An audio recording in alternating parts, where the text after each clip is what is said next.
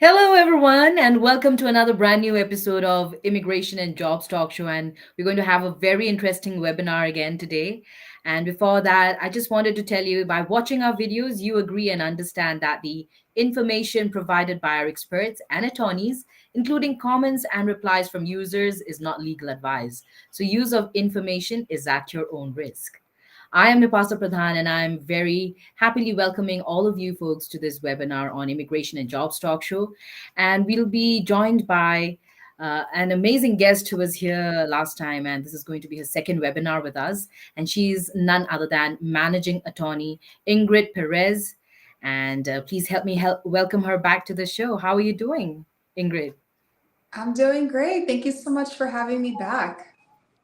Thank you so much for joining us. It was a wonderful session last time, and I'm definitely looking forward for today's session as well. Yeah, same here. So, how's it going with you and your folks out there at your law firm? Tell us about what's going on there. A quick update. Everything's going great. I mean, busy, of course, as always, right? As usual. Here, where I am in Orlando, it's beginning to, the school year is ending. So I think a Mhm. lot of people are starting to think about, vacation and time off. So around this time, it starts to kind of slow down a little bit. So hopefully after Memorial Day weekend, which is this weekend, I think things will kind of cool down a little bit. And then, Mhm. probably June, July will be back up, much busier. But it's just how it is. But we're enjoying nonetheless. Awesome. Good to know. And I'm sure that you'll always be busy. But friends out there, today as well, it's going to be a little bit busy for Ingrid because she's going to join us to tell us more about the different types of visas. If you want to live in the USA, apart from the H1B, today we're going to explore E-2, L1-A, EB-5 visas. And Ingrid is going to enlighten us about all of these. So, what can folks expect from us today, Ingrid?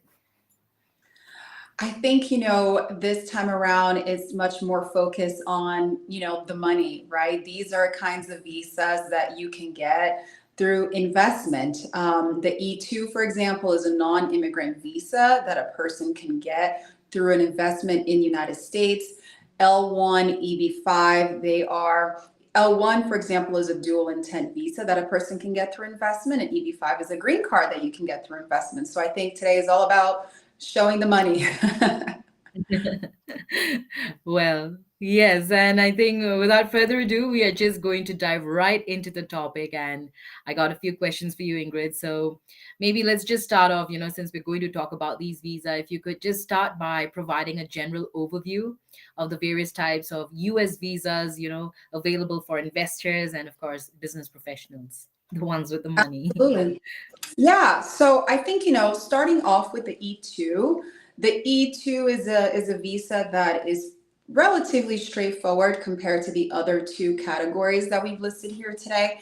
The E2 is an investor's visa. It allows foreign nationals from certain nationalities to invest in the United States in a business, and this business allows them to get an E2 visa to come live and work in their business in the United States. Now, the neat thing about the E2 visa is that it is available for people with dual nationalities. So, for example, if you're somebody who was born in India and Indian nationals don't qualify for the E2, but you have a nationality, a second passport that does qualify you for the visa, you can get the visa. And your family members, like your spouse and children, can come to the United States with you. Your spouse can have work authorization. Your children can go to school up until the age of 21. So that is the basics of an E2 visa. For the L1, it's a little bit more complicated now. The L1A specifically allows multinational corporations, organizations, companies to open a subsidiary or branch here in the United States and transfer a manager or an executive working in the entity abroad, transfer them here into the United States to manage the operations here in the US. The L1 is dual intent, which means that it can lead to a green card, whereas an E2 it is a non-immigrant visa. It is not going to lead to a green card. So that's the gist of the L1A. And the EB-5, of course, is a green card straight through investment. Depending on the type of investment that a person is interested in pursuing, whether it's a direct investment, through their own enterprise, their own business, or if it's through a regional center where it's a pool of investors, a person can get a green card that way through the EB-5 program. All right. Thank you so much for giving us a brief overview on these three categories, which we will be majorly talking about today, friends. So stay with us, all right? And I just wanted to tell you that we are live on YouTube, LinkedIn, Facebook, and Twitter. So wherever you've joined us from, don't forget to tell us also which city or state you have joined us from, and drop your questions in the comments below because we'll be very happy to take them. And Ingrid will have her pleasure also to give you answers. So stay with us, friends. And Absolutely. yeah, I can already see Mahipal. Thank you so much for joining us. We will take up your questions. Just stay with us, all right? So, all right, Ingrid, you've already given us the overview. So, like, all these are situational, right? Not all qualify for each category, is it? Correct, correct. So, if you could just highlight maybe what is the difference between these three, also would be great. Yeah, the biggest distinction of the E2, right, from the other categories is that you have to have the nationality or passport from a treaty country. There's a list online that has all the countries that have a treaty with the United States that make somebody eligible for an E2. So, for example, France, Canada, Mexico, Spain, Italy, these are countries that have treaties with the United States. Sri Lanka is one. I actually did one for Sri Lankan national. There are other countries as well in South America, Asia, Japan is one. So a person has to have a passport from that country in order to get an E2. So that naturally excludes a lot of people that, can't get an E2 even if they have the money to do it just because of their nationality or where they were born. The L1 does not have that restriction. The L1 is, available for anyone around the world as long as they meet the minimum requirements that I mentioned earlier, right? It has to be a corporation, a company outside of the United States, opening a subsidiary or having a branch here in the United States, and that company is transferring that manager or executive to run the operations here in the United States. So no specific requirements of nationalities or anything like that. Same with the EB-5. As long as you have the funds, as long as you have the money, there's no limitation on who can get it. Just really limitation on who has the money to be able to afford the investment required. Very interesting. So, like, is there a category whether for the richest or so in all of these three? Like, I mean, anything you suggest? I I would say, if a person has money and they want to get a green card, through the EB-5, that is an option. But, Mhm. that doesn't mean it's the only option, right? Maybe a person has achieved a very high level of success in their career and they happen to have a lot of money. There Mhm. are other immigrant visa options that may be available to them that doesn't require such a huge investment, on the applicant's or the petitioner's part. So these are just one of the, options that are out there. And it just very much depends on the person's specific situation and, how long they're willing to wait and all of that. Mhm. Okay, okay, very interesting. So we will explore deeper into all of these categories, friends. And before that, I'll just say hi to our LinkedIn user, Suba. Stay with us. We will take up your questions, all right? So moving on, Ingrid, to the next question I really wanted to know is what are the key eligibility criteria for applying for the E2 and EB-5 visas? Okay, so let's start with the E2. We already talked about the requirement of having a nationality from an E2 country, right? So that's the first and foremost, the most important requirement that a person has to meet. So for the E2, what immigration is looking for is a substantial investment. Number one, a substantial investment in the United States in the business that's going to be the E2 business, we call it, right? Mhm. There's no minimum requirement as far as the amount of money you're supposed to invest in this enterprise. Really, what the law says, it says that it has to be a substantial amount, and that is based on what is typically required to open and operate a business, that you're trying to open here in the United States. So I'll give you an example. Mhm. If you're opening a cafe, right, in a rural town, the amount of money that is going to take to open that business or maybe purchase that business if you're buying an existing business is going to be a lot different if versus you opening up that same cafe in New York City, right? So it just Right. there's a lot to consider there. So that's number one. Number two, you have to come to the United States to manage that enterprise, right? You're not going to come and be serving the coffee. You're going to come to manage. You're going to come to create jobs for Americans, for U.S. workers.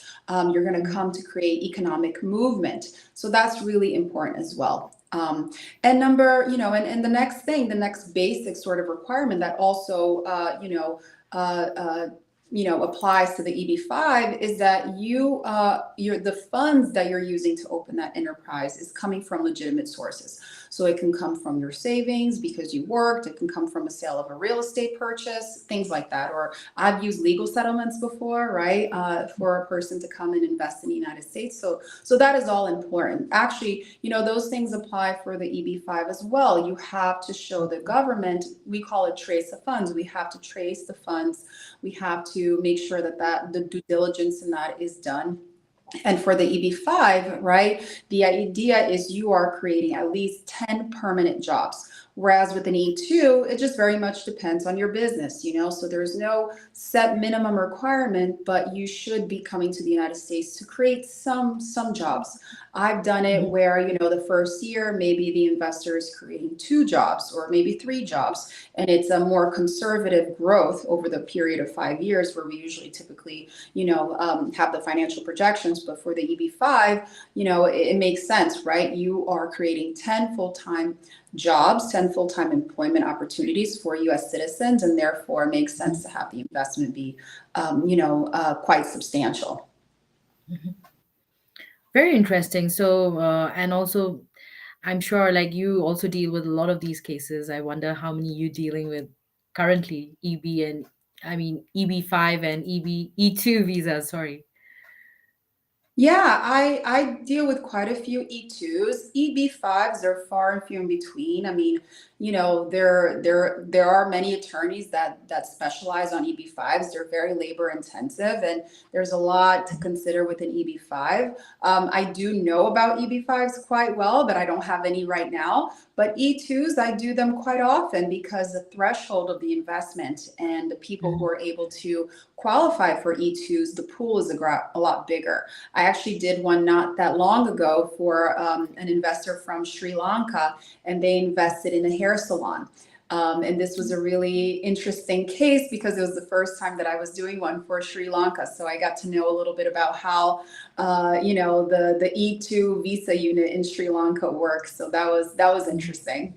But we got it approved, so that's all that matters at the end of the day. Very nice, and congratulations. All Thank you. right. So, yeah. Well, there's this situation, if an individual born in India but holding like a Canadian permanent residency, can he or she apply for E2 or EB-5 visa? Well, they can apply for the EB-5 if they have the money, but for an E2 with Canadian permanent residency, I would say no. What that person would need is Canadian citizenship. They would need a Canadian passport so that they can apply as a Canadian national for the E2. And as long as they have the Canadian passport, they can apply no problem. Okay. Okay. Interesting. Well, another question I have is if someone is married, to a citizen of a treaty country. First off, what is a treaty country? And then maybe we can go to the question. Yeah. So a treaty country is a country that has a treaty with the United States for trade, right? It allows the United States and this country to have this agreement, and part of the agreement grants E-2 visas for the foreign nationals of that foreign country that has a treaty with the United States. So that's what we call a treaty country. There's a whole list, and sometimes countries are taken off the list or added to the list. I think recently, actually recently, Portugal went on the list, and there are some countries where the treaties expire, so that's important to be mindful. I think Bolivia is one where the treaty has expired. They're no longer going to be, be a treaty country. So these things are important to consider as well. Mhm. But if someone is married to a citizen of a treaty country, but their own country does not qualify, can they still apply for the E-2? So I would say yes, but now the principal E-2 visa investor is going to be the person's spouse because they are the ones with the passport, right? Mhm. And so me, if I'm married to somebody with a Canadian passport, but I don't have the Canadian passport, my spouse can certainly apply for the E-2, and I will be a dependent of my spouse with my own E-2 visa. So my spouse will have to work on the business that, maybe our family is investing in, that we are investing in, because Mhm. my spouse's visa is directly connected to that company. I don't have to work for that company. I can work for any US employer, right? So that is a nice benefit of being an E-2 spouse. But Mhm. absolutely, I do it all the time, and that's how you make it work. Okay, very interesting. These are things to be really updated about. So thank you so much for, making things so much clearer today while we're having this conversation and Oh, you're discussion. welcome. Yeah. Yeah. All right, let's jump into one of our viewers' questions and let's take up the one from LinkedIn. Suba is asking, hi, can I do EB-5 investment in own projects and manage the funds myself and get project approved by USCIS? Is it possible? Yes, yes. So we call that a direct investment, right? So there's two EB-5 programs. You have a regional center, EB-5, where it's a pool of investors investing in a regional center project that's already been pre-approved. And then you have your own direct EB-5 project. So for the direct EB-5 project, if I'm not mistaken, the minimum investment is $1.8 million, and you need to create 10 American jobs, 10 jobs, 10 full-time jobs. And you can definitely do it that way. Now, if you think about it, $1.8 million is a lot of money, but if you're investing in, a big enterprise in the United States, it may be just what you need to get a green card from that investment. Okay, so Suba, you can. Yes. All the best. All the best, Suba. Let's see what happens. And please update us if you do, okay? And all right, let's move on to another question. Let's take up Mahipal on YouTube. Can Indian born, now Canadian citizen get E2 visa? Yes, you Same, can. same question I asked earlier. Cool. And moving on to Haza.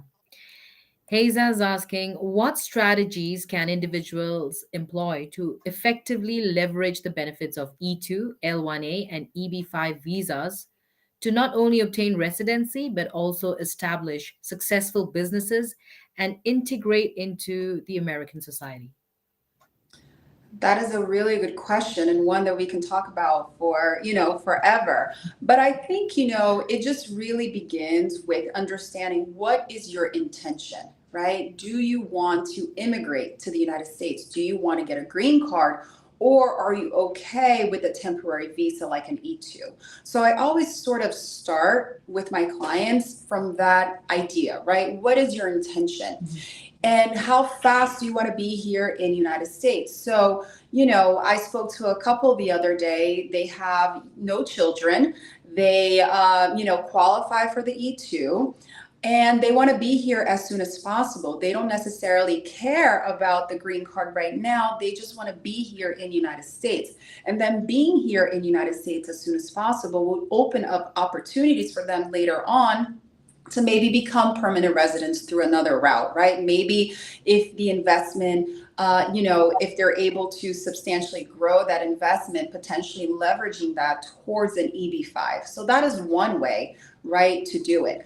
And then you have situations, and it's always important and people usually do take their children into account, right? Because for an E2, for example, you may have this opportunity to be here in the United States as soon as possible. But eventually, what I find is that as clients' children begin to get a little older and start thinking about high school and college, the parents are often looking for a way where they can become permanent residents so that the children can remain in the United States, because after 21, they're no longer eligible for E2. So if that's your situation, I would say, sure, you want to be in the United States quickly, you can come with an E2, but you really have to plan for your, permanent residency early on. So perhaps it is, a spouse getting petitioned through the perm process through an employer, which I've done successfully before, or maybe working in the United States, and building a profile for a self-immigrant petition like an EB-2 or an EB-1. So there are ways, but I think that no matter what, you just have to be aware of sort of like the lay of the land from the very beginning, so you plan accordingly and you're not, rushing at the last moment, trying to figure it out, because immigration is long, it's expensive, it's complicated, and it's important to just really plan ahead and understand, have a general understanding. I think these webinars really help. Have a general understanding of what these visas require and, what are you eligible for? I mean, a lot of people are not eligible for E2s because they don't have the passport. So cross that off your list. Don't focus on that. Focus on the things that maybe you are eligible for. Mhm. Very important. Thank you so much, Ingrid. Yes, it's always important to know where you're headed, at least know what you want, and then maybe have like an expert attorney and they can direct you all the way. So, right, Ingrid, thank you so much for that. Let's take up Subha's second question. There's a continuation. Hi, Subha again. So, can we have group of investors with LLC? What is an LLC? So an LLC is a limited liability company, and just looking at this question without thinking about anything for immigration, can a group of investors have an LLC? The answer is generally yes, right? An LLC is a company formation, so you can have multiple investors with an LLC. That's fine. The question is, can they all get immigration benefits from that investment? That is a different question, right? Because for an E2, for example, if you have an LLC, if you registered your company as an LLC in whatever state, let's say Florida, I'm in the state of Florida, and you have a partner, right? A partner in your enterprise.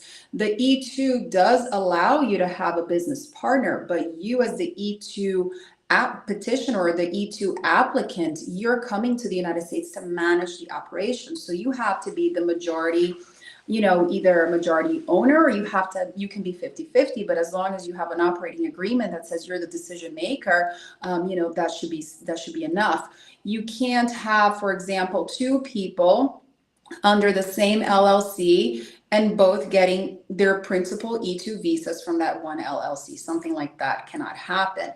What can happen, for example, right, and not to make things a little bit more complicated than they are, but I've had the situation before where a person is, here in the United States with an E2, and they want to hire essential employees from the country, the E2 country, because they have specialized knowledge, and they want to hire them to come work in the United States under the E2 business. That is possible. That is possible, but they would come as employees of the E2 company and not as an investor. They wouldn't have their own E2 through the entity. They would have it as a person, a person who's coming to work for the entity. They don't have any decision-making power. So interesting. Okay. Okay, and talking about it, which states are cheaper to start a business in and then scale over the US? Whew. So, I mean, that's, I may not be the best person to answer that question, but I think just, doing like a quick Google search. I mean, I think you have to consider cost of living, right? So I'll give you an example. I'm in Central Florida right now, and Central Florida is a friendly place. You don't pay state income tax, but you do pay federal taxes, right? You do pay other taxes. So a lot of people are attracted to Florida and Central Florida because of the warm weather, where Disney is, and it's sort of like a bustling place right now with a lot of opportunities. There are other states, I would say like New York, California, where it's more expensive to start a business because the costs are just a lot higher. Demand for real estate is high. The wages that you're required to pay may be higher, right? And the cost of living is just generally high. So your investment is going to be potentially more. But there are also, benefits to having a business in New York or California, these places that are more expensive because of the opportunities. So, I mean, it just really depends on the type of business that you're opening. If you want to open a restaurant and your idea is to have, the the most expensive restaurant, the hottest restaurant, you may want to consider being in a place like New York or Miami, right? Miami is in Florida, but it's an expensive city. So, you got to do your market research. Really, at the end of the day, it's really important to do your market research and make sure that not only you can afford to run that business and scale it, but that you have a market for it. That's really important because your visa is going to depend on the success of that business. Interesting, interesting. So it all depends on what business it is and who are your target audience. And yeah, there you go. Ingrid explained it all. Otherwise, but okay, okay, we have Paula's question on the screen. I have recently moved to the US on an L1B visa, and my company has just started my green card filing process. Please help me with few queries. And number one is from a green card process timing perspective, is L1B better than H1B for an Indian citizen? And number two is what happens post expiry of the L1B time period? That is 5 years. Okay, so um, just to kind of clarify, from a green card processing time perspective, is L1B better than H1B for an Indian citizen? Without knowing your specific situation, I say yes. H1B is a non-immigrant visa. It's a non-immigrant visa that has a 6-year max out date. If you're going to get on H1B from L1B, it doesn't really make sense in my mind. I don't see that being Mhm. something that just makes sense. If you have the opportunity to get the green card through the L1B, that is much better versus going from L1B to H1B.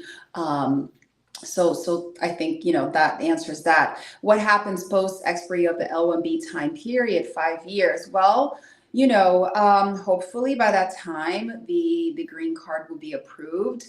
You really need to talk to your attorney about the strategy there for what's going to happen with you after the expiration date. Can you file an extension? Do you switch to something else? I mean, that is just very specific to you. So speak to the attorney that's representing the company on there to answer that question specifically to you. Thank you so much, Ingrid, for taking that up for Paula. And Paula, I hope that you got your answer to your question. And even if not, we are still here, maybe clarify more, or better, even just contact Ingrid directly. Her details are on the screen. You can call her on the number 407-906-0068. You can even email her at info@ibplaw.com. And don't forget to visit her website, ibplaw.com. All right, so we will take up more questions from all you folks, and especially Suba, I can already see your third question, but we will take them up. I just say stay with us because if you really want to live in the USA, you are in the right place today because we are discussing about options for you to explore, and they are E-2, L1-A, EB-5 visas, and Ingrid Perez is here, the managing attorney, so from IBP Law. Immigration law firm. And so, yes, she'll be here to guide us even further and explore deeper into this topic. So don't go anywhere, friends. I'm Nipasa Pradhan on Immigration and Jobs Talk Show. We'll just go for a short break. Consultant seeking a new opportunity? We offer job placement services for US citizens, green cards, EADs, and visa holders. We also sponsor various work visas like H1B, E-2, TN, and green cards. 20 plus years of experience in the industry, exceptional employee benefits, highly rated by our employees, global presence with 200 plus recruiters and direct clients. Connect with us. Call us in the number 408 335 6444 or mail us at nipa@higheritpeople.com or visit our website www.higheritpeople.com.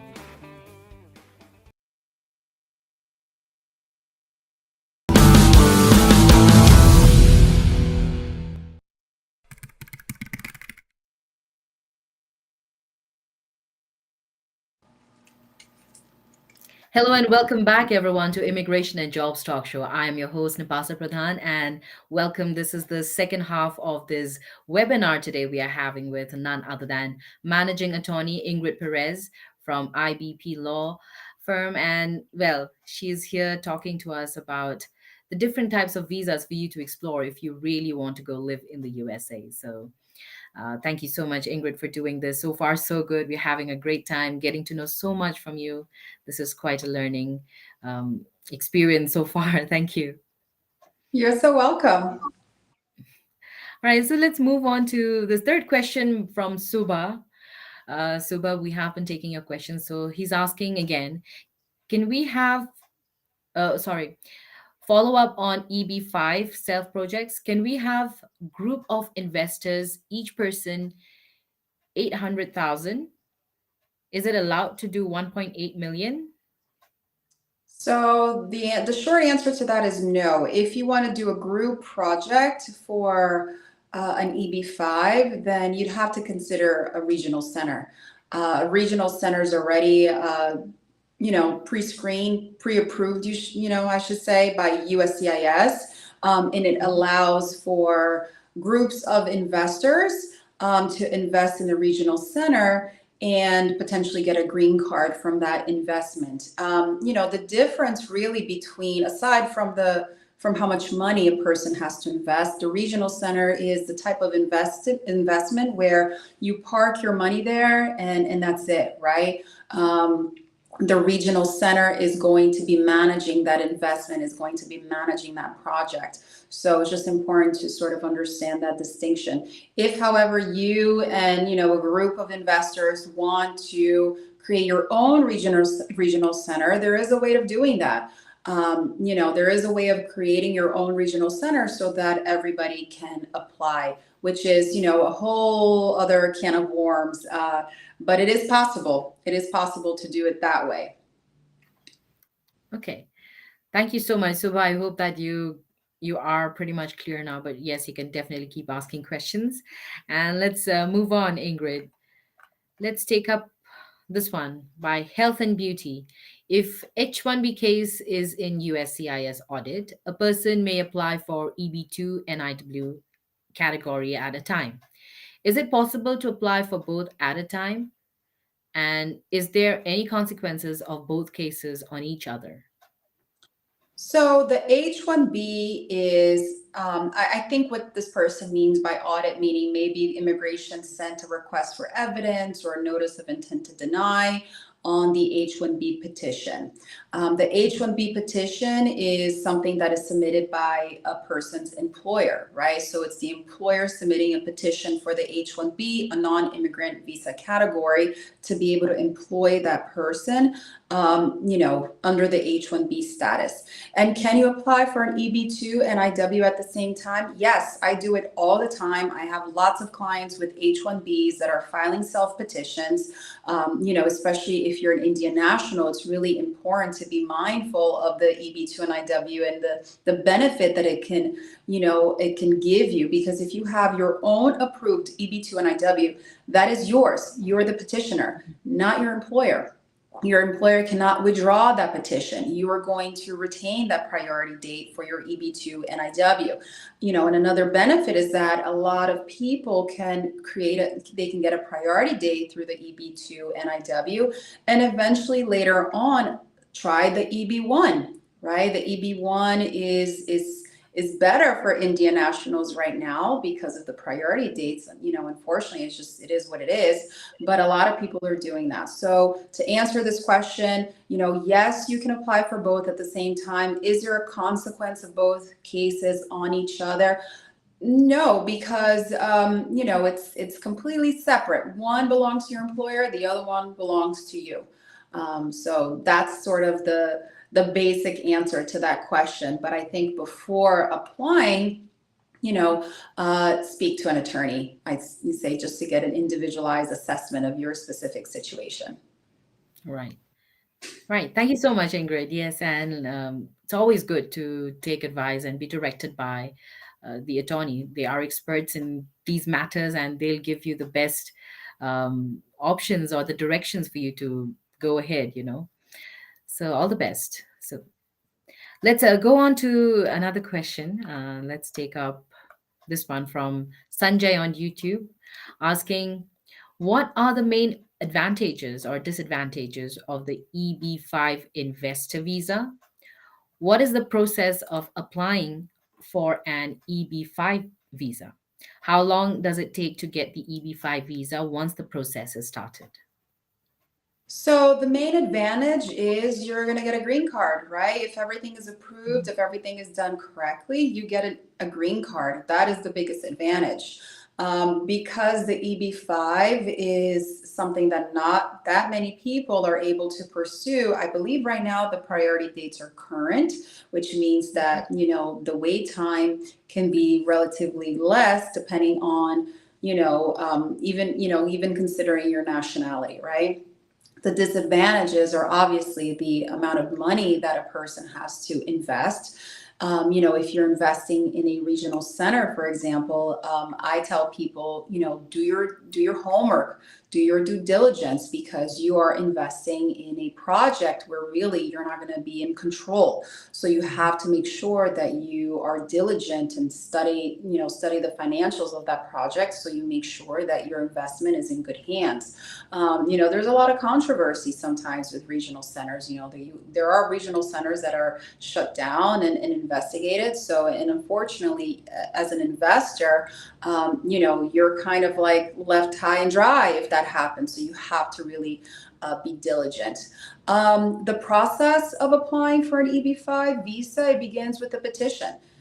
Just like the other visas, it begins with a petition to USCIS, with the supporting documentation. These cases are extensive. They are very document heavy, and they do take some time to prepare. How long is it taking to get the EB-5 visa once the process is started? I think this question is a little bit tricky because processing times are constantly changing. I don't know off the top of my head how long immigration is taking right now to process these cases, but they are very expensive. I think the government fee alone just went up, a crazy amount to almost like $4,000, if I'm not mistaken. So it's a huge investment on your part. So you want to make sure that you're doing it right. Another disadvantage is that the initial green card you get through an EB-5 is a conditional green card. It's a green card that lasts 2 years, and then you have to apply to remove the conditions of your green card to show that investment, that business through which you got your green card is still operating, that it created the jobs and all of that. So that is another disadvantage of the EB-5. Right, right. And talking about it, I mean, these fee hikes, has it affected the numbers? I mean, the number of applicants in your firm maybe who have come to apply? Well, definitely not at my firm, because I don't touch EB-5s. If I do get a lead, I often refer it out. It's just too much of a responsibility, at least on my part, that I'm comfortable. I mean, I'm familiar with the EB-5, but I don't do them. And if I were to do them, I would definitely, partner up with somebody that can help me push these cases along. But as far as the government fees are concerned, I don't have the statistics on that. But the visa is currently, the EB-5 visa is current on the visa bulletin. So they're not in. They're in hot demand because everybody wants to come to the United States, but it is current right now, meaning that if you can apply for an EB-5, you're not going to be waiting for that long after the petition is approved to get your visa, whether you are outside of the United States or whether you are inside the United States with valid status, then changing from whatever status that is to a green card based on that approved EB-5 petition. All right. Okay, thank you, thank you. Let's move on to the questions again from the viewers out there. I can see many of them dropping in. So, yeah, Sanjay's second question asking, what are the options if I want to invest and not get into the hassle of creating the jobs? Well, if you just want to invest in the United States, you can certainly do that. You can invest with, a financial advisor, you can invest in the stock market, but if you want to come and live in the United States through an investment, you Mhm. have to be mindful of the visa requirements. And at least for the E2, the L1, the EB-5, those have a job creation component to them. Options like the EB-1 or the EB-2 NIW, which you can, depending on your profile, if you're applying, if you're petitioning for a green card through exceptional ability or, or whatever it is, either the EB-2 or the EB-1, and you're applying as an entrepreneur, right? It just sort of depends on what your endeavor is going to be. If you're applying for an entrepreneur, I think in my mind it makes sense to think about the jobs that you're going to create, because that is an added benefit that you're going to be bringing, as a result of you being granted permanent residency. But, if you just want to invest and not create jobs, you can do it. You can do it through the stock market. You can, you can invest in the U.S. It's just depending, it's just, do you want a visa out of it? Mhm. Right. I think he just does not want to have too much work on his plate, right, Sanjay? But yeah, you can tell us more about it. And talking about stocks, how huge is it? I'm sure it is very huge, but do actually people just go there to do stock marketing, Ingrid? Well, I mean, I don't know if people just come to the United States to you don't necessarily need to be physically present, I don't think, in the United States to invest in the US stock market. There's mutual funds and, all types of banks that can invest your money for you. Um, Right. but the question is, are you coming to work in that industry, whether for yourself or for an employer? Then if that's the question, if the answer to Mhm. that question is yes, then you need a visa. All right. All right.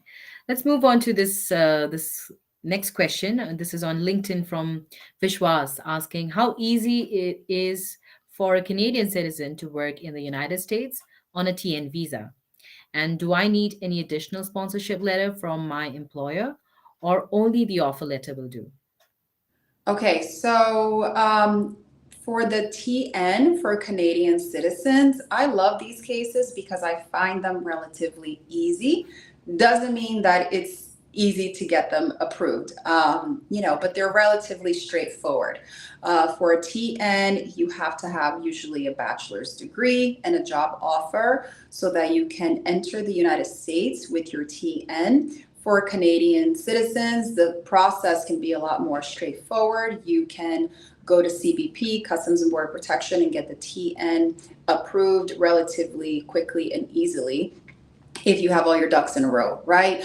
Do you need additional sponsorship letter from my employer or only the offer letter? That is the question that it just really depends on your specific situation, right?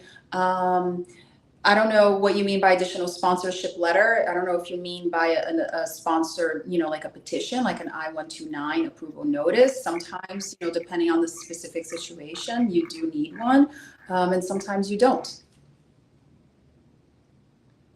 Right. And talking about it, well, if you're looking for project placement, TN, or green cards, I mean, we also deal with it. Vishwas, you can definitely connect with us, reach out to us. My email ID is nipa@higheritpeople.com. You can also visit our website, www.higheritpeople.com. All right. So moving on to another question. Let's take up Raki on YouTube asking, I am in US on L1 visa. My family is in India. My company is applying my green card. Can I apply green card for my family in India or my family needs to be present in the US for applying for green card? So to apply for the green card, meaning, applying for the green card application here in the United States, a person needs to be physically present. However, the family members can also immigrate to the United States if the principal immigrant, in this case, the person with the L1 visa, if the person's family is getting their immigrant visas abroad, they're able to do that as well. So they are going to be the dependents of the dependents of the L1 principal visa holder, and they can get their immigrant visas processed abroad. If they are in the United States, they can apply for the green card here. So either way, whether they're here or abroad, the end result would essentially be the same, which is permanent residency in the form of a green card. It could be done either way. Cool. Thank you so much. And that is good news for you, Rocky, I hope. Moving on to the next question, let's take up this one. Wazim asking, with the increasing emphasis on sustainability and environmental responsibility,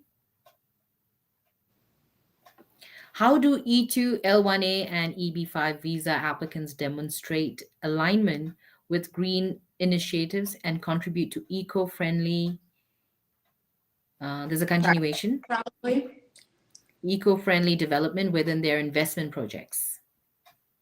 That's a really great question. I think it just depends on your business plan, right? What is your business model?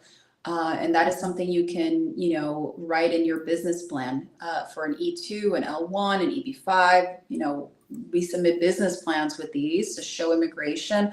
What is the business? What is the market, the industry, your services, the jobs you're going to create, right? And how you're going to grow that business, your break-even points and salary and compensation, profit margins, etc.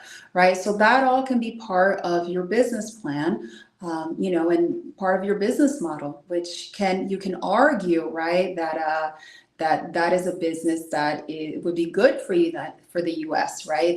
It's a type of business that aligns with the U.S. interests, and therefore your business is one that could really succeed. And I think you can argue it that way to show that you are in a good position to make that business go forward, and that business has a lot of potential. I think that's how you can highlight that as well in your business plan and in your applications. Right. So nice. People go create jobs for people out there, and it's a win-win situation for the both parties, I guess. So it's always nice to have cases like these, I guess, Ingrid, right? Yeah. Let's take up Sid's one. This is on YouTube asking for L1 visa. You have to work companies abroad location at least 1 year. And with L1A or L1B, you come to USA. My questions are, after coming to USA, how many years can you work in USA with L1 visa? And the second question is, let's say I can stay 3 years in. Okay, let's take up this first one first, then we go to that. Yeah, so yes, you do need to work at the company's foreign location, or their home location, I should say, their home country location for at least 1 year in the previous 3 years before you can come to the United States with your L visa. After coming to the United States, usually your first L1A stint is a year. At that point, you can apply for an extension. And then the company can proceed with an EB-1C, which is a petition for a multinational, for an executive or a manager, right? So that they can get their green card, and you don't have to keep worrying about extending, but you can extend the L. You can definitely do it. Okay, let's move on to the next question, the second part of his question. Sid is asking, let's say I can stay 3 years in USA with L1 visa. During these 3 years, company starts to apply for H1B, or they are waiting for my L1 visa to expire after 3 years to sponsor green card. So this question is a little confusing for me. Let me see if I can try to make sense. So you're in the United States 3 years with your L1. During those years, companies start to apply for H1B, or they are waiting for your L1 visa to expire after 3 years to sponsor a green card. So I think here, it's more about what happens once your L expires. Ideally, while you're still here in the United States with valid L status, the company can petition you for the green card. it's I think it's a very uncommon scenario for a person to come to the United States with an L and then go to H-1B. It wouldn't really make much sense. You're kind of taking a step backwards because the L visa is a dual intent visa that can lead to a green card without the perm, right? You need a job offer through the company that's sponsoring you, but you don't need to go through the labor certification process. Whereas if you're on H-1B, you're going to possibly lose that ability to get a green card through the L, and then who knows if later on you're going to be able to get an employer to sponsor you and probably 9 times out of 10 go through the perm process. So, if what this person is asking, can the employer go for the green card with the L? Yes, I don't see a scenario really where a person is coming with an L and then switching to H-1B. I mean, is it possible? Yes, but probably very uncommon because I think it just kind of like takes you one step back. Okay. Okay, Sid, I hope that you know what to do, or you know where you're at least, so that you know what to do next. So let's move on to the next one. This is from Nirlep asking, can you explain how to navigate the L1A visa process for these employees, considering our complex corporate structure and the dual roles some employees hold? Yeah, that's a really good question. So, I would start by understanding exactly that, the corporate structure, right? What is the relationship between the two entities? That's number one, between the foreign entity and the US entity. And number two, understanding what the foreign employee does exactly in the foreign entity, right? What is their role?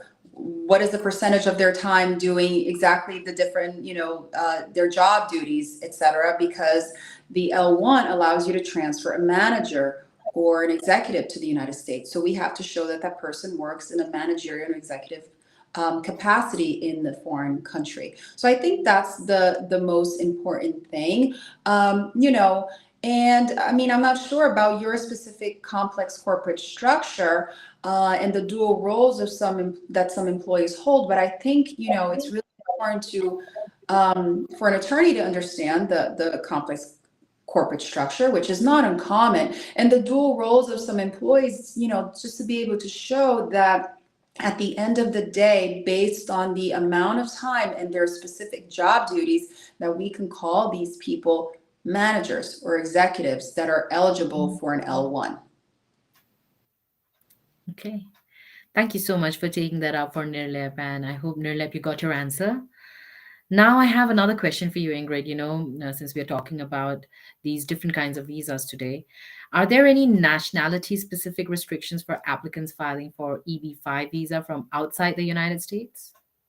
No, you got the money, you could do it. So anyone, any country. Yep. Okay. As long as you have the money, of course. All right, let's move on to the next question that I have for you, Ingrid. And that is, if there are the investment requirements and the processes of obtaining an E-2 or an EB-5 visa, like specific requirements, are there, like how much money you should have specifically for this category, and how much should you Yeah, so for the EB-5, that's an easy answer. If you are applying in a regional center, meaning you are applying, for example, in a regional center project, and these could be, maybe a hotel or, like a big amusement park or like a huge project that pulls money from various investment sources, and they are an EB-5 direct investment project. Oh, I'm sorry, not direct, but a regional center. Then the minimum investment is $900,000. That is the minimum investment that you need to have free and clear for the EB-5 regional center. Now, for direct investment, the minimum amount is $1.8 million. And all this information is just on the USCIS website. It's a clear delineated amount.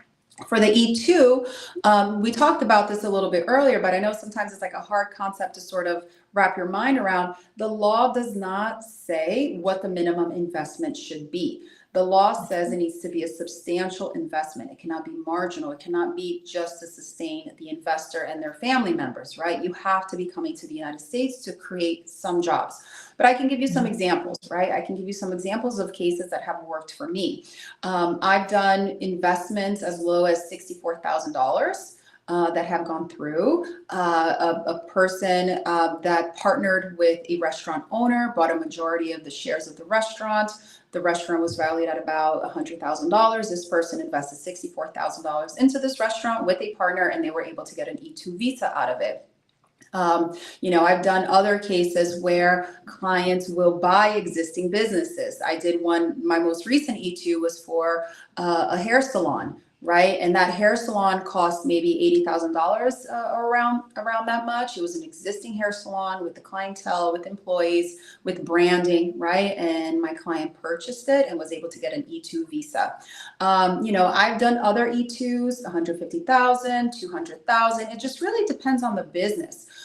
If you're going to offer services or products, right? It just really depends. So you can do either or. You can offer services. You can, offer products. So, you have a lot of options when it comes to an E2. You can also do franchises if you want to invest or buy a franchise. That is a possibility as well. You can do a startup business where you do it from scratch, or you can buy an existing business.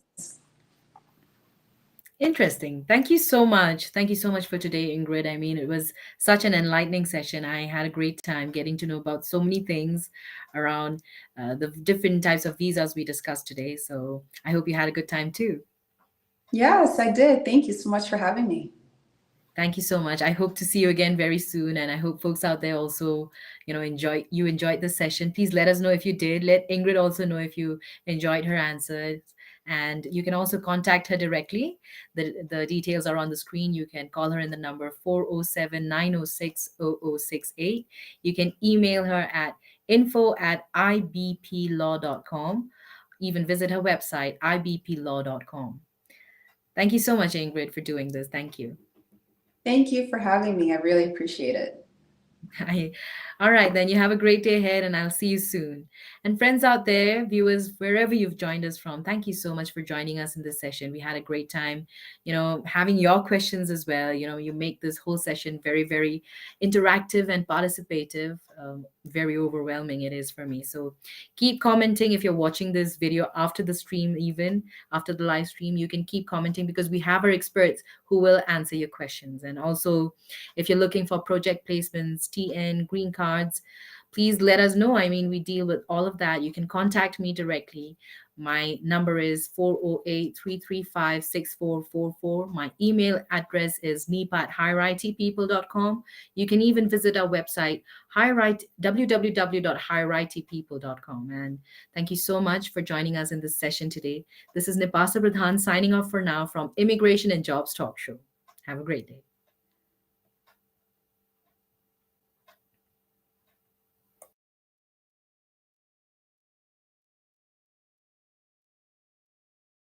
Consultant seeking a new opportunity? We offer job placement services for U.S. citizens, green cards, EADs, and visa holders. We also sponsor various work visas like H1B, E-2, TN, and green cards.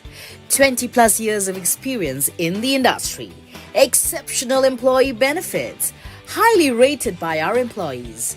Global presence with 200 plus recruiters and direct clients.